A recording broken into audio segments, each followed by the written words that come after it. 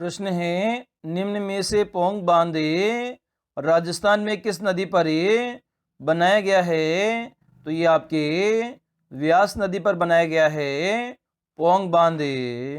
अगला प्रश्न है, जॉर्ज थॉमस द्वारा सन 1800 ईस्वी में राजस्थान के लिए क्या नाम दिया गया था? तो राजपूताना नाम दिया था जॉर्ज थॉमस के द्वारा। अगला प्रश्न है, central and western Rajput state of India पुस्तक का अन्य प्रसिद्ध नाम क्या है? तो annals and antiquities of Rajasthan है central and western Rajput state of India पुस्तक का नाम है। अगला प्रश्न है, स्वतंत्रता के पश्चात राजस्थान के पहले और एकमात्र प्रधानमंत्री बनाए गए थे? तो ये हीरालाल शास्त्री को बनाया गया था। अगला प्रश्न है, सम्राट पृथ्वीराज चौहान तृतीय के पिता कौन थे? तो सोमेश्वर थे पृथ्वीराज चौहान तृतीय के पिता, जिन्होंने तराइन के पहले युद्ध में मोहम्मद गौरी को हराया था। अगला प्रश्न है, चौहान वंश का प्रथम शासक कौन था? तो ये वासुदेव था चौहान वंश का प्रथम शासक। अगला प्रश्न है, जिस अभिलेख में शाकंभरी के चौहान शासकों की उपलब्धियों का वर्णन मिलता है वह कौन सा है? तो ये बिजोलिया अभिलेख है, जिसमें शाकंभरी के चौहान शासकों की उपलब्धियों का वर्णन मिलता है। अगला प्रश्न है, मोहम्मद गौरी और पृथ्वीराज चौहान तृतीय के मध्य तराइन का युद्ध कब हुआ था? तो पहला युद्ध कब हुआ था? 1191 ईस्वी में हुआ था, जिसमें पृथ्वीराज चौहान की क्या हुई थी? विजय हुई थी और मोहम्मद गौरी की हार हुई थी। अगला प्रश्न है, अलाउद्दीन ने राजस्थान में सर्वप्रथम किस राज्य पर अधिकार किया था? तो ये रणथंभौर का दुर्ग था, जिस पर हमीर देव शासन करते थे। इस पर 1301 ईस्वी में आक्रमण करके अधिकार किया था। अगला प्रश्न है, वह शासक कौन था जिसके शासनकाल में चौहान शासनकाल का स्वर्ण काल कहा जाता है?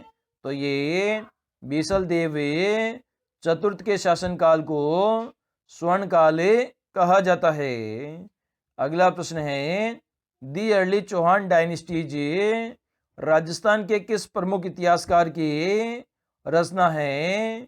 तो ये आपके दशरथ शर्मा की रचना है, दी अर्ली चौहान डायनेस्टीज। अगला प्रश्न है, मेजा बांध राजस्थान में कौन सी नदी पर बनाया गया है? तो ये आपका कोठारी नदी पर बनाया गया है मेजा बांध, और ये कहाँ स्थित है? भीलवाड़ा जिले में स्थित है। अगला प्रश्न है, निम्न में से पृथ्वीराज विजय के लेखक कौन है? तो ये जयानक भट्ट है, जो कि पृथ्वीराज विजय के लेखक है। अगला प्रश्न है, चौहान राजवंश का संस्थापक कौन था? तो ये वासुदेव था, जिसने सांबर झील की स्थापना की थी। अगला प्रश्न है, किस प्रतिहार शासक के समय प्रतिहारों की शक्ति चरम पर थी? तो ये मिहिर भोज के समय थी प्रतिहारों की शक्ति चरम पर। अगला प्रश्न है, मुहणोत नैन्सी द्वारा उल्लेखित गुर्जर प्रतिहारों की 26 शाखाओं में से कौन सी दो प्रमुख शाखाएं हैं? तो ये मंडोर शाखा और भीनमाल शाखा है, जो कि प्रमुख शाखाएं हैं। अगला प्रश्न है, तराइन के युद्ध का विस्तृत वर्णन किस ग्रंथ में किया गया है? तो पृथ्वीराज रासो में किया गया है, जो कि चंद्र बरदाई की रचना है। इसमें पृथ्वीराज चौहान तृतीय और गौरी के मध्य युद्ध का वर्णन किया गया है। अगला प्रश्न है, राजस्थान में नहरों के द्वारा सिंचाई कितने प्रतिशत पर होती है? तो ये आपके 31.09% क्षेत्र में नहरों के द्वारा सिंचाई होती है, जिसमें गंगानगर और हनुमानगढ़ ये दो प्रमुख जिले हैं। इसके अलावा 66% जो सिंचाई है वह कुएं और नलकूप के द्वारा होती है। अगला प्रश्न है, राजस्थान में कुओं और नलकूपों के द्वारा कितने प्रतिशत पर सिंचाई होती है? तो ये 66.54% क्षेत्र पर कुओं और नलकूपों के द्वारा सिंचाई होती है। अगला प्रश्न है, निम्न में से राजस्थान की इंदिरा गांधी नहर के प्रणेता कौन है? तो श्री कंवर सेन हैं, जो कि इंदिरा गांधी नहर के प्रणेता है। अगला प्रश्न है, निम्न में से इंदिरा गांधी नहर का उद्गम स्थल कहाँ है? तो ये हरिके बैराज बांध है, जो कि इंदिरा गांधी नहर का उद्गम स्थल है। अगला प्रश्न है, भारत की सबसे बड़ी नदी घाटी परियोजना कौन सी है? तो ये भाखड़ा नांगल परियोजना है, जो कि सबसे बड़ी नदी घाटी परियोजना है। अगला प्रश्न है, माही नदी की सहायक नदियां हैं। तो 4 सहायक नदियां हैं, जिसमें चापे, औराई, ऐरने और ऐरावे ये चारों नदियां माही की सहायक नदियां हैं। अगला प्रश्न है, पांचना सिंचाई परियोजना राजस्थान के कौन से जिले में है? तो ये आपका करौली जिले में स्थित है, पांचना सिंचाई परियोजना। अगला प्रश्न है, निम्न में से राज्य में मिट्टी से बना बांध कौन सा है? तो पांचना बांध है, जिसमें 5 नदियां आकर गिरती है, इस कारण से इसका नाम पांचना बांध रखा गया है। और ये मिट्टी से बना हुआ बांध है, और इससे करौली जिले को पेयजल की आपूर्ति की जाती है। अगला प्रश्न है, भाखड़ा नांगल परियोजना में राजस्थान का कितना प्रतिशत हिस्सा है? तो इसमें 15.22% हिस्सा है राजस्थान का। अगला प्रश्न है, निम्न में से पोंग बांध राजस्थान में किस नदी पर बनाया गया है? तो व्यास नदी पर पोंग बांध बनाया गया है।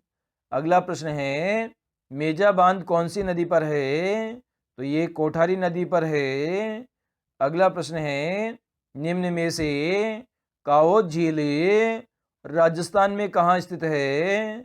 तो ये आपके जैसलमेर जिले में स्थित है, काओ झील। अगला प्रश्न है, निम्न में से अनूप सागर राजस्थान के किस जिले में है? तो ये बीकानेर जिले में स्थित है, अनूप सागर।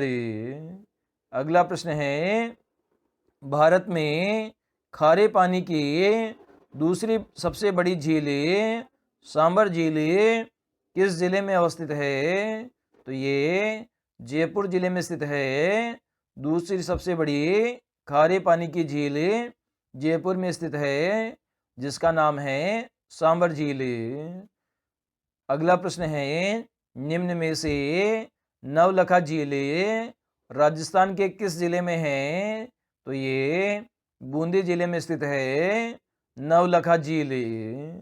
अगला प्रश्न है, शूरवीरों के अनुकूल रहने वाले लोगों से युक्त दुर्ग को कहा जाता है?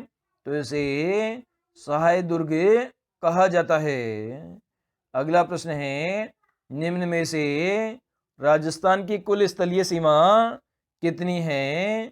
तो ये 5,920 किलोमीटर है कुल स्थलीय सीमा, जिसमें अंतर्राष्ट्रीय सीमा 1,070 किलोमीटर है, और अन्य राज्यों के साथ लगने वाली सीमा 4,850 किलोमीटर है।